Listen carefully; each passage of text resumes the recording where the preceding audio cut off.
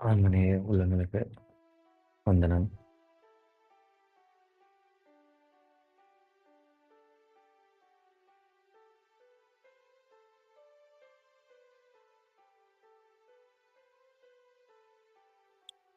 அருட்பெரும் ஜோதி சமரச சுத்த சன்மார்க்க சங்க சத்திய விண்ணப்பத்தின் தொடர்ச்சி.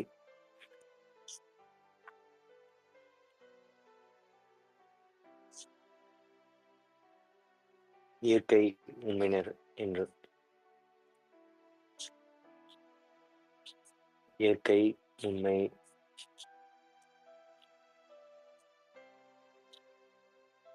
வார்த்தைகள் முதல் வார்த்தையே ரொம்ப டஃப்பா இருக்கும். நான் கொஞ்சம் பதட்டமா வந்து இன்னைக்கு உட்காந்துட்டேன். டைம் ஆயிடுச்சு. இயற்கை உண்மையினர் எனவும் இயற்கை இன்பினர் எனவும் இயற்கை அறிவினர் என்றும் மூன்று வார்த்தை ரொம்ப கடினமா இருக்குது.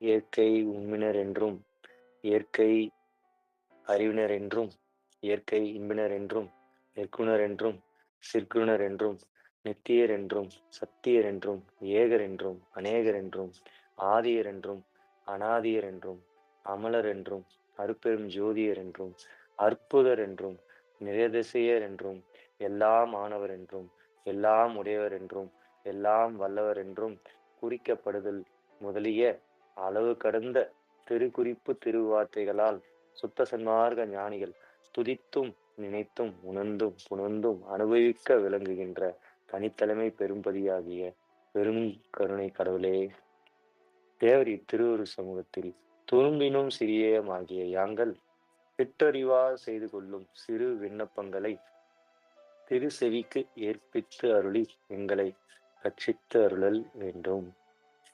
எல்லா சக்திகளும் எல்லா சக்தர்களும் எல்லா தலைவர்களும்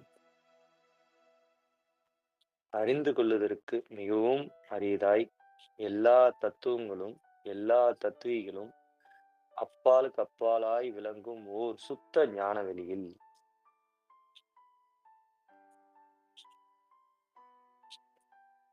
இந்த சுத்த ஞான வெளி அப்படின்னு சொல்லி சொல்றார். தேவரி திருவரு சமூகம் துரும்பிலும் துரும்பிய சிறியனாகிய அங்கள் அப்படின்லாம் எல்லாத்தையும் சொல்லிட்டு எல்லா சக்தரும் எல்லா சக்தர்களும் எல்லா சக்திகளும் இந்த சக்திகள் சக்தர்கள் அப்படின்றத நம்ம முன்னாடியே சொன்னோம். இது நிறைய பேருக்கு வந்து இந்த விளக்கம் தெரியாம இருக்கலாம். எல்லாரும் இந்த ஐந்தொழில் செய்றவங்கள பத்தி ரொம்ப விளக்கமா சொல்லுவாங்க. பட் ஆனா சக்திகள் சக்தர்கள பத்தி யாருமே வந்து பேச மாட்டாங்க. ஏன் பேச மாட்டாங்க அப்படின்னா, அது அவங்கள தான் கேட்கணும். ஏன் பேசலன்னு சொல்லி கேட்டு பாருங்க. இந்த சக்திகள் சக்தர்கள்னா என்ன? நம்ப வந்து ஏற்கனவே நம்ம பார்த்திருக்கோம். கடவுள் மனித தேகத்தில் காரியப்படும் அப்படின்ற ஒரு தலைப்புல, அதாவது இந்த 1932 தலைப்புல ரோம தத்துவம், பிந்துஸ்தானமும் அப்படின்ற ஒரு தலைப்ப அதுக்கு சூட்டி வச்சுட்டு இருப்பாங்க. அது அது என்னவோ நம்ம சாதாரண தத்துவம், அந்த ரோம தத்துவம் அப்படின்றதும், அந்த பிந்துஸ்தானம் அப்படின்றத நம்ம என்னவோ சாதாரணமா நினைச்சுட்டு இருப்போம். ஆனா அதுல தான் வந்து நமக்கு இந்த ஒட்டுமொத்தமா கடவுள் அருள் எப்படி காரியப்படுது அப்படின்ற விஷயமும், அதேபோல நாதம், விந்து, அதேபோல சாமானிய ஜீவன், விசேஷ ஜீவன், சக்தி, சத்தர் இந்த மாரி விஷயங்கள் அங்க தெளிவா குடுத்திருப்பாரு. அது என்ன சக்தி, சக்தர், சத்தர், சக்தி அப்டின்னா, விந்து விந்து வந்து சக்தியாயும், நாதம் வந்து சத்தனாயும் அப்டின்னு சொல்லுவார். இப்படி யாரு ஒரு வாழ்க்கைய வாழ்றாங்களோ, அதாவது தத்துவங்கள கடந்து ஒரு வாழ்க்கை வாழ்றாங்களோ, அதாவது மற்ற எல்லாரும் அதாவது மெய்யடியார்கள் எல்லாருமே எப்படி வாழ்வாங்க அப்டின்னா, விந்து வந்து சத்தனாயும், தத்துவங்கள் சக்தியாயும். தத்துவங்கள் என்பது சடங்கள். அந்த சட துக்காதிகளை அனுஷ்டிக்கிறவங்களா இருப்பாங்க. அந்த தத்துவங்கள பத்தியே பேசிட்டு இருப்பாங்க. தத்துவங்கள வெற்றி கொள்றத பத்தி பேசுவாங்க. தத்துவங்கள நிக்கிரகம் பத்தி பேசுவாங்க. தத்துவங்கள முறைப்படுத்துறத பத்தி பேசுவாங்க. தற்போதைத்த அழிக்கிறத பத்தி பேசுவாங்க. இதெல்லாம் என்ன அப்டின்னா, அவங்க வந்து தத்துவங்களை அனுஷ்டானம் செய்றாங்கன்னு அர்த்தம். இது சுத்த சன்மார்க்க கொள்கை இல்லன்னு சொல்றாரு வள்ளல் பெருமான். அப்போ இந்த சக்தி சத்தர்கள் எப்படிப்பட்டவங்க அப்டின்னா, அப்போ இவங்க எடுத்துட்டு போயி எந்த லிஸ்ட்ல வைக்கிறாரு பாருங்க. அதாவது ஐந்தொழில் செய்யும் மூர்த்திகளோட லிஸ்ட்ல வைக்கிறாரு. சத்தமே இல்லாம நம்மள சுத்த சன்மார்க்க ஞானிகள எடுத்துன்னு போய் எங்க வைக்கிறாரு பாருங்க. இங்க வைக்கிறார். அது வள்ளல் பெருமான் வந்து சாதாரணமா வைக்கல. அது வந்து நெறைய பேருக்கு தெரியாது. சத்தி சத்தர்னா என்ன? யாரு சத்தி சத்தர்? அப்படின்னு சொல்லி சொல்லுவாங்க. எல்லா சக்திகளும், எல்லா சக்தர்களும் நீங்க சொல்றாரு. அப்படின்னா என்ன அர்த்தம்னா, எல்லா சக்திகளும் அப்படின்னா, இது இதுவும் அந்த அந்த நபர்கள குறிக்குது. சக்திகள் அப்படின்னா என்ன அப்படின்னா, இவங்கலாம் வந்து தத்துவங்கள வந்து அனுஷ்டானம் செஞ்சு, அ அதாவது விந்து வந்து சத்தனா இருக்கிறவங்க, தத்துவங்கள் சக்தியா இருக்கவங்க சக்திகளும். சக்தர்கள் யாரு அப்படின்னா, இவங்கலாம் வந்து பார்த்தீங்கன்னா, அ நாதத்த வந்து சத்தனாயும், விந்து வந்து சக்தியாயும் பார்ப்பாங்க அப்படின்றது. அ இது இதையும் தாண்டி நிலைகள் இருக்கு. அத பத்தி தான் நம்ம நெறைய வந்து உரைநடை பகுதி இதெல்லாம் வந்து பார்க்கும்போது, அதெல்லாம் நம்ம ரொம்ப பார்க்க போறோம். இந்த சக்தி சக்தர்கள் என்பது அவங்க இந்த ஐந்தொழில் செய்யும் மூர்த்திகளுக்கு சமமானவங்க. ஏன் அப்டின்னா, இது எல்லாமே வந்து பார்த்தீங்கன்னா, உங்களுக்கு இந்த நாதம், விந்து அப்படின்றதெல்லாம் வந்து சிவ தத்துவத்துல உங்களுக்கு வரும். அதாவது தத்துவத்தின் அந்த அந்த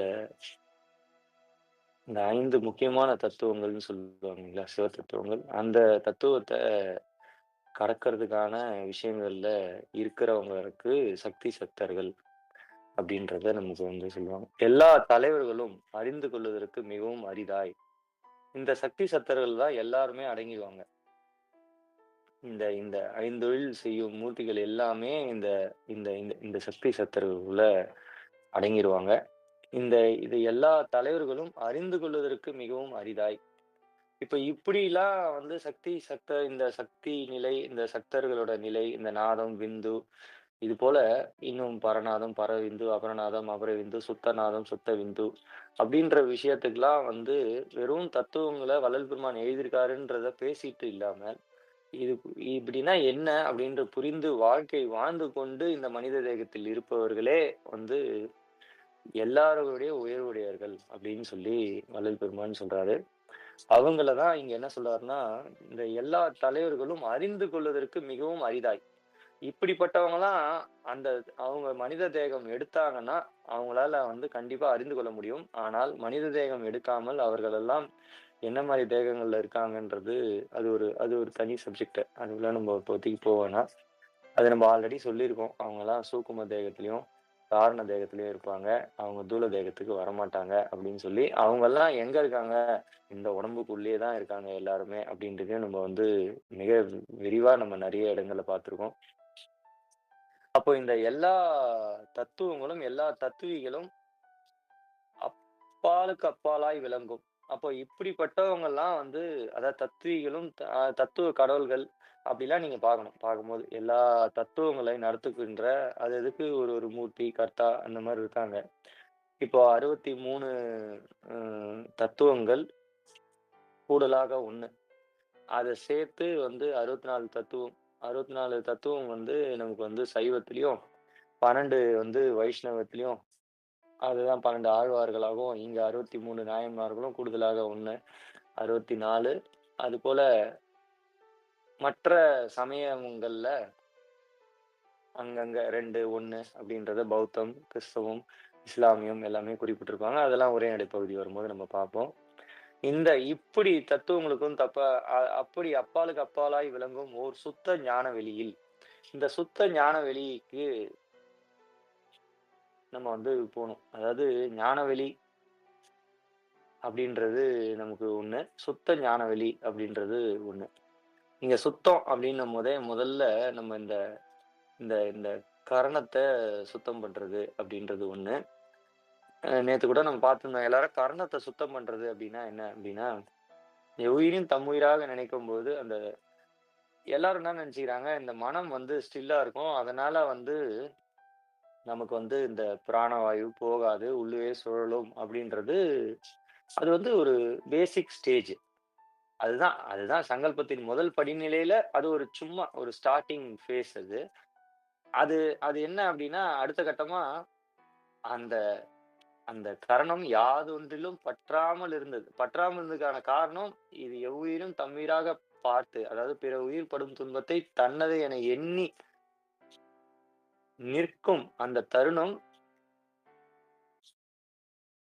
அது சுத்த கரணமாய் நிற்கும் அப்டின்றாரு. பட் இது வந்து ஒரு ஆஃப் தான். இது வந்து ஒரு ஆஃப்க்கான செயல். சங்கல்பத்தின் ஒரு ஆஃப்க்கான செயல். இன்னொரு ஆஃப்க்கான செயல் என்ன? இன்னும் மறுபாதி என்ன அப்படின்னு பார்த்தீங்கன்னா, கர்ணம் யாதொன்றிலும் பற்றாமல் சுத்தமாய் இருந்த காலத்தில் தோன்றிய அசைவென்னும் நினைப்பே சங்கல்பம். அப்போ இங்க நினைப்பு மறைப்பு அற்ற விஷயத்திலிருந்து போயி நினைப்பே அப்படின்றது இங்க வரும். அந்த நினைப்பேன்றது அசைவே. நினைப்பே அப்படின்னா என்னன்னா, அந்த அசைவே நடராஜர் அப்படின்றது. அசைவுற்று இருப்பது நடராஜரா காமிச்சுட்டாங்க. அசைவோடு இருப்பது தான் நடராஜர். அந்த அசைவோடு இருக்கிறத நான் இங்க காட்டுறேன். நீங்க இங்க வாங்க. சத்திய தர்மசாலைக்கு வாங்க. அப்படின்னு சொல்லி பார்வதிபுரம் என்றும், உத்தரஞான சித்திபுரம் என்றும் திருவருளால் ஆக்கப்பட்ட பல பேர் வந்து நமக்கு இருக்கு. நீங்க இந்த வடலூருக்கு வாங்க. வடதிசை நோக்கி வந்தீங்கன்னா, நீங்க என்ன தெரிஞ்சுக்கலாம். வடதிசைன்னா எல்லாருமே நெனச்சுப்பாங்க. அது சிதம்பரத்துக்கு வடதிசை. அதனால் அது வடலூர். இப்போ இப்போ வந்து என்னன்னா, அ அதாவது என்ன சொல்றது? இது இது வந்து ஒரு பெரிய அ அதாவது பல சமய மத மார்க்கங்கள், பல யுகங்களா வரக்கூடிய பிரச்சனைக்கான தீர்வு வந்து ஞானசபை. அது வந்து அது வெட்ட வெளிச்சமா அது வந்து தெரியுது. அப்படிப்பட்ட ஒரு ஒரு ஒரு ஒரு விஷயம் இது ஞானசபைன்றது. அப்ப அந்த சுத்த ஞான வெளியில் தமக்கு ஒரு விதத்தாலும் ஒப்பு உயர்வு சிறிதும் குறிக்கப்படாத, தமக்கு ஒரு விதத்தாலும் ஒப்பு உயர்வு சிறிதும் குறிக்கப்படாத தனி பெருந்தலைமை அருட்பெரும் ஜோதியராகி விளங்குகின்ற தேவரீரது தனி பெரும் தன்மைக்கு இப்படிப்பட்ட, அதாவது அந்த அப்படிப்பட்ட ஒரு வெளியில ஒரு ஒரு பதி இருக்காரு. இப்பதாங்க நம்ம சொன்னோம். இந்த மாரி நாதம், விந்து இந்த மாரிலாம் சொன்னோம். பரநாதம், பரவிந்து, அபரநாதம், அபரவிந்து, சுத்தநாதம், சுத்த விந்து இப்படிலாம் நமக்கு வருது. இப்படி என்ன அப்படின்னா, இப்படிப்பட்ட கரணங்கள் சுத்த கரணமாய் நின்னு அந்த அசைவென்னும் இப்ப இப்படி வர ஒரு ஒரு ஒரு அது 2வது படிநிலையான சங்கல்பம் தான் இங்க இங்க மொத்தமாவே சங்கல்பமா தான் இருக்கு. அததான் வள்ளல் பெருமான் எல்லா பற்றுகளுக்கும் காரணமான இந்த ஆசார சங்கற்ப விகற்பங்களை, அது மாரி உலகாச்சார சங்கல்ப விகல்பங்களுக்கும் எது காரணம் அப்டின்னா, இந்த உலகியல் பற்று தான் காரணம்ன்றாரு. அப்போ இந்த பற்றுகள் எல்லாத்தையும் நம்ம விட்டோம் அப்டின்னா தான், இந்த சங்கல்ப நிலை அப்டின்றது வந்து நமக்கு கைகூடும் அப்டின்றது ரொம்ப தெளிவா இருக்குது.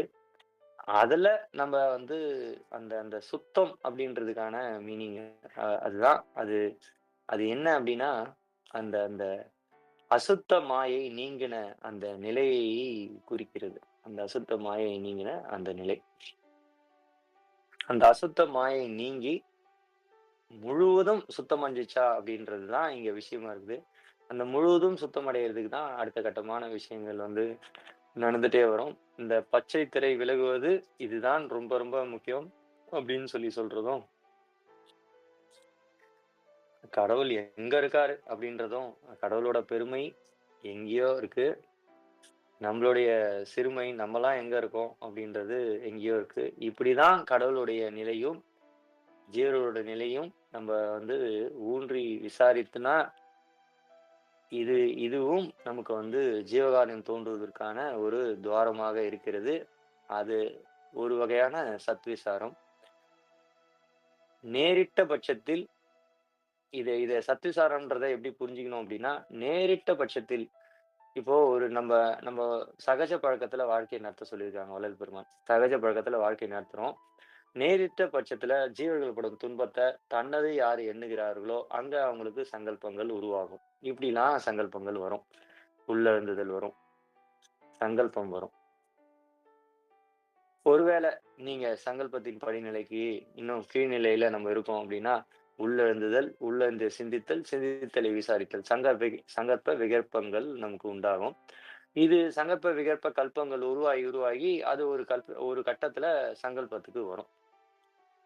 அத செஞ்சு பார்க்கும். போயிட்டு ஜீவகாருண்யம் நான் செஞ்சு பார்க்குறேன், செஞ்சு பார்க்குறேன்னு செஞ்சு பார்த்து, அதுல பல விதமான அனுபவங்கள் வந்தோனே, அப்புறம் எப்படி இவங்க நிறுத்துவாங்க? செஞ்சிருந்த விஷயத்த எப்படி நிறுத்துவாங்க அப்படின்னா, எல்லாம் கடவுள் தான் செய்றாருன்னு அருள் நமக்கு விளக்கும். எல்லாம் அருளால் எல்லாமே நடந்து கொண்டுட்டு இருக்கு. நமக்கும் அருள் தான் செஞ்சுட்டு இருக்கு. அவங்களுக்கும் அருள் தான் செஞ்சுட்டு இருக்குன்றது இங்க திருவருள் சுதந்திரத்துக்கு விட்டு இங்க பேசாம நிக்கும். அதுதான் சுத்த கர்மமாய் நிக்கிறது. அது நிக்கிறதுக்கு கொஞ்ச நாள் ஆகும். அது அவ்வளோ சீக்கிரத்துல நிக்காது. நம்ம எல்லாம் பண்ணிடலாம், நம்ம எதனா செஞ்சிடலாம் அப்படின்றதே செஞ்சுட்டு இருக்கோம். ஆனால் இதுக்கும் முயற்சியின்மைக்கும் 2த்துக்கும் வித்தியாசம் உண்டு. அது முழுவதும் அ என்னால் முடியும், என்னால் முடியாது அப்படின்ற ஒரு ஸ்டேஜ்ன்னு இருக்கிறது. அது வேற ஸ்டேஜ். அத நம்ம ஆல்ரெடி பேசியாச்சு. இது அகங்காரம் அடங்குகின்ற ஒரு நிலை. இப்படிதான் இந்த ஆன்மாக்கள் வந்து கொஞ்சம் கொஞ்சமா, கொஞ்சம் கொஞ்சமா கரைத்தேறி சங்கல்பத்துக்கு வரணும். சங்கல்ப விகல்பத்திலிருந்து இந்த சங்கற்ப விகற்பங்கள்ல பல சங்கற்ப விகற்பங்கள் இருக்கு. அதையும் நம்ம 3ஆ பார்க்கணும். அந்த சங்கல்ப விகல்பங்கள். ஒண்ணு வந்து இந்த உலகாச்சார சங்கற்ப விகல்பங்கள். அதுதான் நமக்கு வந்து இந்த கருப்பு திரையான, அழுத்தமான திரைய நமக்கு வந்து குடுக்குது.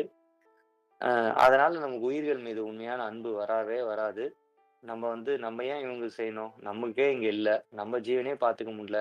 நம்ம குடும்பமே இங்க பெரிய பிரச்சனையில போயிட்டு இருக்கு. இப்படின்ற ஒரு விஷயம்லாம் குடுக்குறது வந்து இந்த மாரி சங்கல்பங்கள். அ இந்த மாரி விஷயங்கள்லாம் வந்து நமக்கு அடுத்து இங்க இங்க வர சங்கற்ப விகற்பங்கள், உலகாச்சார சங்கற்ப விகற்பங்கள். இதுல வந்து அந்த பொருள நோக்கி, அதாவது இந்த இந்த உடம்பும், இந்த உடலை சார்ந்த பொருட்களும், இது எந்து, இது உந்து, என் மனைவி, என் புள்ள, இதுக்காக நான் உழைக்கிறேன். இது இது இத நோக்கியே இருக்கக்கூடிய வாழ்க்கை. இதுக்கு அடுத்ததா இருக்கக்கூடிய வாழ்க்கை என்பது, இந்த உயிர்கள் மீது உண்மையான அன்பு உண்டாயிட்ட பிறகு இந்த உயிர்களுக்குலாம் நம்ம எதனா செய்யணும். இந்த இந்த ஆன்மாக்கு அதாவது இந்த உயிர்கள்லாம், இந்த ஜீவர்கள்லாம் கரை நம்ம எதனா செய்யணும்.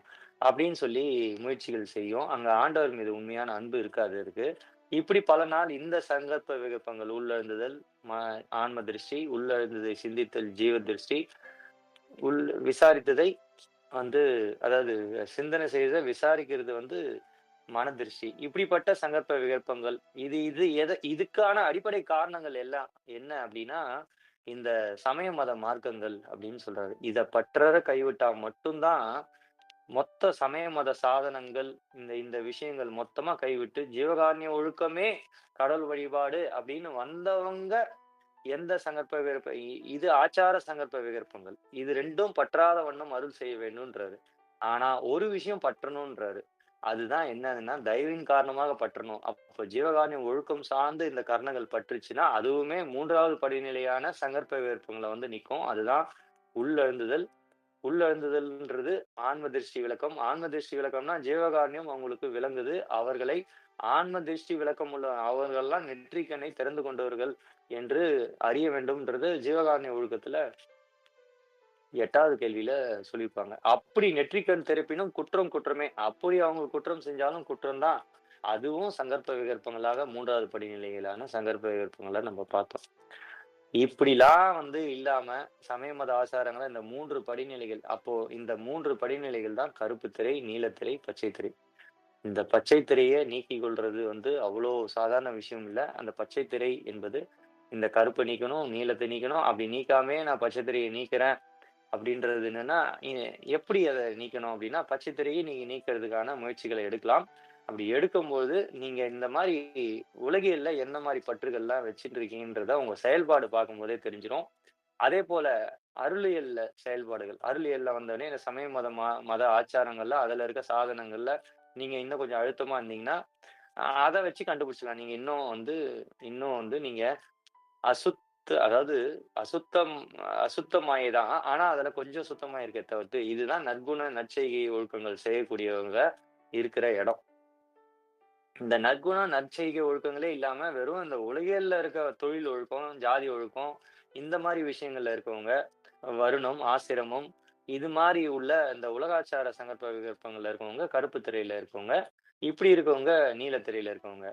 ஜீவகாருண்ய ஒழுக்கமே கடவுள் வழிபாடுன்னு சொல்லியும், இதுலலாம் கொஞ்சம் கொஞ்சம் அந்த ஒரு டச் இருக்கும். அந்த டச் எல்லாம் இருந்துச்சுன்னா, அவங்களுக்கு இன்னும் அசுத்த மாயை வந்து முழுதும் சுத்தமாகலன்னு அர்த்தம். இதுக்கப்புறம் ஜீவகாருண்யமே கடவுள் வழிபாடா வந்த பிறகும் சங்கற்ப விகல்பங்கள் வரும்.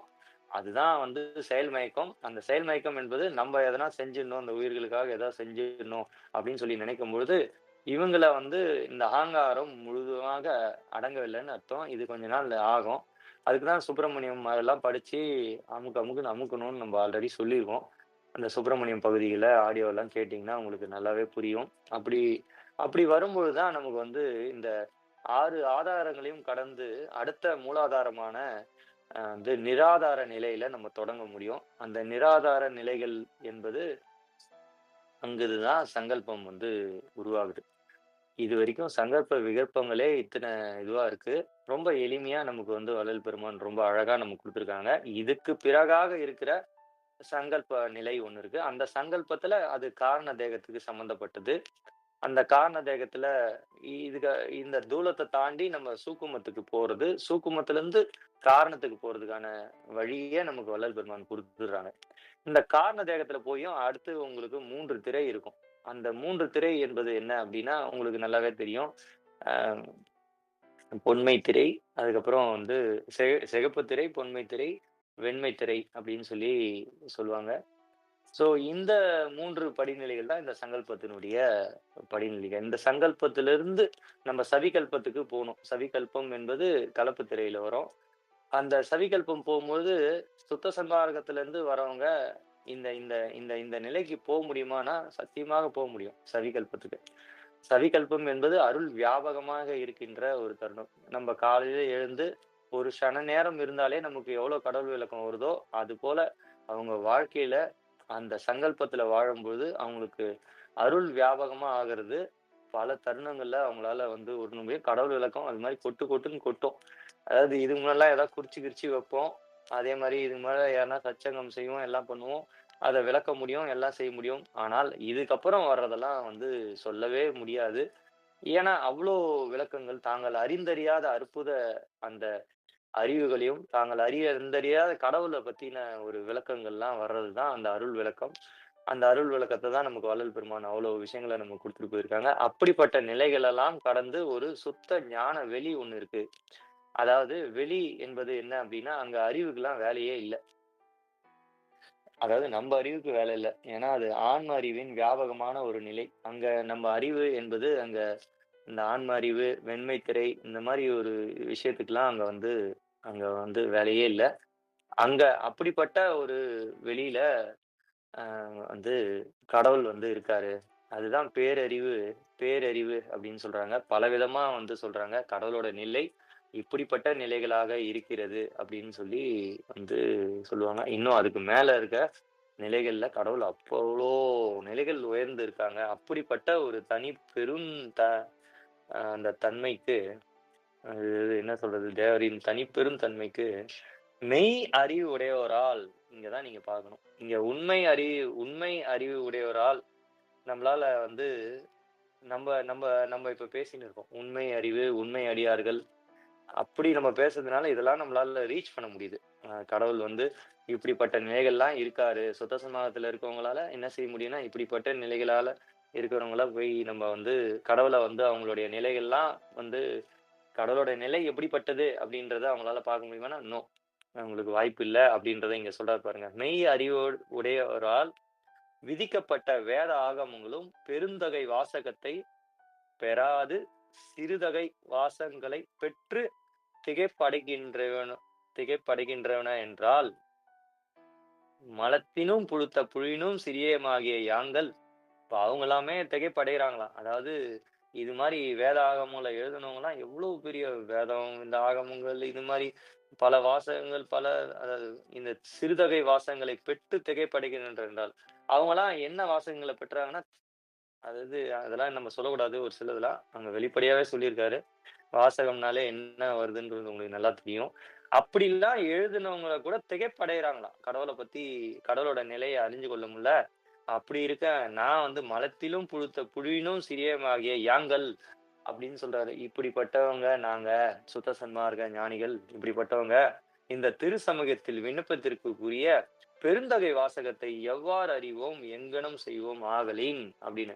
பாருங்க எவ்ளோ அழகா வந்து அந்த தாழுங்குணம் வர்றத பத்தி, இங்க ரியாலிட்டிய பத்தி பேசுறார். தாழுங்குணத்தோட இவங்க இருப்பாங்க. அதாவது ஜீவகாருண்யம் ஒழுக்கம் நிரம்பி, அதாவது கடவுளோட நிலைய அவங்கலாம் எப்படி அறிஞ்சாங்கன்னா, விசாரத்தின் மூலியமாக அறிஞ்சாங்க.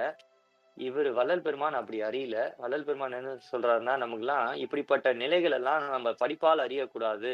அறிவது எப்படி எனில், கருணையே வடிவாக நிற்கும். அதாவது ஒழுக்கம் நிரம்பி, அதாவது ஜீவகாருண்ய ஒழுக்கம் நிரம்பி, கருணையே வடிவாக நிற்கும் விசார சங்கல்பம். அப்படிப்பட்ட விசாரணை வரணுமா, அப்படிப்பட்ட அந்த சங்கல்பம். இந்த சங்கல்பம்ன்ற வார்த்தை எல்லா இடத்துலயும் வரும். இப்படிப்பட்ட சங்கல்பம் வரணும். எப்படிப்பட்ட சங்கல்பம்? ஜீவகாருண்ய ஒழுக்கம் நிரம்பி, கருணையே வடிவாக நிற்கும் விசார சங்கல்பம். கருணையும் சிவமும் பொருளெனக் காணும் காட்சியே. இந்த கருணையே வடிவாக நிற்கும் விசார சங்கல்பம் அப்படின்னா என்ன அர்த்தம்னா, அ கருணை ஒன்றே வடிவாக நிற்கும். அந்த மாரி ஒரு நிலையில நம்ம வந்து நிற்கும் அப்படின்றது தான் இந்த இந்த இந்த முதல் படிநிலையான சங்கல்பம் குறிக்கிறது. அந்த முதல் நிலை அதுல நிக்கும்போது தான் நமக்கு தாழும் குணம் வரும். தாழும் குணம் வரும்போது தான் அருட்சக்தி பதியும். அருட்சக்தி பதிந்து தான் அறிவு விளங்கும். இந்த அறிவு விளங்குறதுக்கு பல காலம் ஆகும். இந்த அறிவு விளங்குறதுக்கு விளங்கி, விளங்கி, விளங்கி தான் 2வது படிநிலையான இந்த சங்கல்பத்துக்கு போகும். இந்த அறிவு விளக்கம் உள்ளவர்கள் எப்படிப்பட்டவர்கள் அப்படின்னா, அதனால தான் வள்ளல் பெருமான் சொல்றாரு, "ஆன்ம இயற்கை விளக்கம் உள்ளவர்களே, கடவுள் இயற்கை விளக்கம் உள்ளவர்களாக நீங்க கருத வேண்டும்." ஆன்ம இயற்கை விளக்கம் என்பது ஜீவகாருண்ய ஒழுக்கத்தின் அந்த ஜீவகாருண்யத்தின் விளக்கம். அந்த ஜீவகாருண்ய ஒழுக்கத்த கடைபிடிச்சு, அது மூலியமா வரும் விளக்கங்கள பெற்றவங்க, ஆன்ம இயற்கை விளக்கம் பெற்றவங்க. இவர்களிடத்திலே கடவுள் விளக்கம் இருக்கும்னு நீங்க நம்பணும். மத்தவர் யார்களிடத்திலயும் கடவுள் விளக்கம் இருக்குதுன்னு நீங்க நம்பி ஏமாற வேண்டாம் அப்படின்றத நமக்கு வந்து ரொம்ப தெளிவா வந்து சொல்லியிருக்காங்க. இப்படிப்பட்ட இவங்க எப்படிலாம் நம்ம வந்து எப்படி வந்து நம்ம விண்ணப்பிக்கிறதுன்ட்டு தெரியாம தாழ்ங்குணத்துல நிக்கும்போது அருட்சக்தி பதிந்து இப்ப எப்படிலாம் வந்து விண்ணப்பம் வைக்கிறாரு பாருங்க. கருணாநிதி ஆகிய கடவுளே! அப்போ நம்ம கருணையே வடிவாக போய் நிக்கிறோம். நிக்கும் பொழுது நமக்கெல்லாம் அ அந்த கருணாநீதி அப்படின்னு இருக்கார்ல, கருணாநிதின்றது அந்த கருணைக்கெல்லாம் அதிபதியாக அந்த அந்த பதியாகிய கடவுளை அந்த யாங்கள் விண்ணப்பிக்கின்ற அற்ப வாசகத்தில் உரிமை நோக்காது. எப்பா கருணையில நாங்கலாம் என்னப்பா டுபாகூர் கருணைப்பா கொஞ்சோண்டு சின்னதா வச்சுன்னு இருக்கோம். நீங்க எவ்வளவு பெரிய கருணையாளன், பெருங்கருணையாளன், தனிப்பெருங்கருணையாளன் நீங்க. நீங்க தான் கருணாநீதி. கருணைக்கு நீதியே நீங்க தான் குடுக்குறீங்க. ஆனா எங்களால தாங்கிக்க முடியலப்பா. இப்படிலாம் வந்து அந்த அந்த ஒரு விஷயம் இருக்கே அப்படின்றது, இங்க தான் வந்து என்னன்னா, நேரிட்ட ஜீவர்களுக்கு அதாவது நேரிட்ட சத்து விசாரம் எப்படி நடக்கும் அப்படின்னா, இப்போ நம்ம நேரிட்ட பட்சத்துல, ஒரு ஜீவர்கள் படும் துன்பத்த நேரிட்ட பட்சத்துல, அங்க கருணையே வடிவாக நிக்கணுமே தவிர்த்து, நீங்க அங்க செஞ்சிறக்கூடாது அப்படின்றத அங்க குறிக்குது. அதாவது நீங்க போய் உபகாரம் செஞ்சுட்டீங்கன்னா, அது பரோபகாரத்துக்கு போயிடும். அது விகற்பங்களுக்கு போயிடும். நீங்க சத்விசாரத்துல சங்கல்பத்துக்கு எப்படி வரணும், விகற்பத்துக்கு போனா பரோபகாரம், சங்கல்பத்துக்கு வந்தா கருணையே வடிவாக நிற்கும். அந்த விசார சங்கல்பம். அப்படி உண்டாகி நிற்கும்போது, அங்க அருட்சக்தி பதிந்து அறிவு விளங்கும். அப்படி நீங்க இதெல்லாம் அனுபவத்துல வந்து கொஞ்சம் கொஞ்சம் புரிஞ்சுக்கணும். நம்ம சத்சங்கங்கள்ல நெறைய இதெல்லாம் எடுத்து பார்த்தீங்கன்னா, எப்படி அந்த சங்கல்பம் 1, 2ன்ற பதிவுலாம் இருக்கு. அத எடுத்து பார்க்கும்போது அந்த விஷயங்கள் நமக்கு வந்து புரிய வரும். அப்படிப்பட்ட யாங்கள் விண்ணப்பிக்கின்ற அற்ப வாசகத்தில் உரிமை நோக்காது, அப்படி இருந்தும் நம்ம விண்ணப்பிப்போமா? அப்படி நீங்க வந்து அந்த அற்பவாசத்துல அந்த தாழ்ங்குணத்திலே இருந்து நம்ம விண்ணப்பிக்கின்ற தருணத்தில், அதாவது "தெருள் நயந்த நல்லோர் நினைத்த நலம் பெறுக. நன்று நினைத்து எல்லோரும் வாழ்க இசைந்து" அப்படின்னு சொல்லுவாங்க. அந்த தெருள் நயந்த அதுதான் சமரச நிலை. அந்த சமரச நிலையில இருந்து நம்ம வந்து சுத்த நிலைக்கு போறதுக்கான விஷயங்கள் தான் அந்த சங்கல்பத்தின் முதல் படிநிலை. அது வந்து ஒரு பெரிய படிநிலை. சங்கல்பத்தின் யாருமே போவாத ஒரு படிநிலை. ஏன்னா, அங்க தான் சாவியே இருக்கு. நமக்கு மோட்ச வீட்டின் திறவுகோல் சாவியே அங்க தான் இருக்கு. ஏன்னா, நீங்க செஞ்சுட்டீங்கன்னா, அதாவது இந்த 12B படமோ, இல்ல வேற இன்னும் நெறைய படம் இருக்கும். நீங்க அத செஞ்சுட்டீங்கன்னா இது, செய்யலன்னா இதுன்ற மாரி அந்த அந்த தருணம் தான். இப்படி போனா சங்கல்ப விகல்பம், இந்த பக்கம் போனா சங்கல்பம். எத முடிவு செய்ய போறீங்க அப்படின்றத நீங்க பார்த்துக்கோங்க அப்படின்ற மாரி அந்த ஸ்டேஜ் அது. அப்படி இருந்து அப்படியும் நீங்க சங்கல்பத்துல இருந்து உங்களுக்கு ஒரு அசைவு இது பண்ணும். அது நீங்க அசையறதில்ல. உங்கள கடவுள் அசைப்பிக்கின்றார். கடவுள் உங்கள அசைப்பிக்கின்றார். இப்பதான் வந்து உங்களுக்கு அந்த சுத்த மாயை என்பது தான் அந்த அசைப்பிக்கிறது. அந்த சுத்த மாயையே உங்களுக்கு வந்து உங்களுக்கு வச்சு குடுத்து அசைப்பிப்பார்.